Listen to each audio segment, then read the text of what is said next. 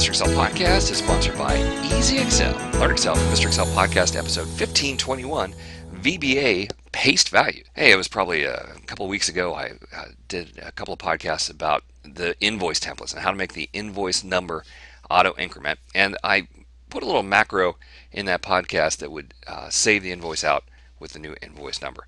And someone wrote in and said, well, wait, before I do that, I want to convert all those formulas to values. And what's the code to do that? Well, it's amazingly simple to convert formulas to values in code. You wouldn't know it from doing the macro recorder. So I'm going to go out here, view macros, record macro, and let's see, view macros, use relative references. Sorry, that's outside of the screen. So now the macro recorder is running. I do Control Shift down arrow to select the range of formulas, and then Control C, and then what? Home, paste values or paste special values. It doesn't matter. It all gets recorded the same way. All right, so we now have those formulas converted to values. I'll stop recording and we'll go take a look at that code. So Alt F8 and macro 4. I'll edit that. Okay, so let's take a look at what's happening here. This is where we selected from the current cell down to the end of the range. I have no problem with that. And then does a selection.copy and then a paste special. And this paste special line will actually have a whole bunch of different arguments in it. So it says it's going to paste just the values. The operation is none, so in other words, it's not going to add, subtract, multiply, and divide.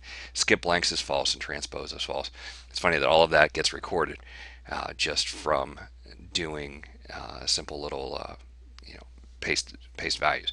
But anyway, none of this is really necessary. Once we have the range identified, so in this case it's just known as selection, I can say selection.value is equal to selection.value. Right? Isn't that kind of funny? So even if there's formulas there, it's going to overwrite those formulas. It's going to say, hey, the value is the current value of the selection. So let's give this a try here. Here's my range. We'll run that macro. Oh, I didn't assign it to a shortcut key. Click run. And now all of our formulas are gone, replaced by value. So it's really a simple line of code. The macro recorder is going to tell you to do the paste special method.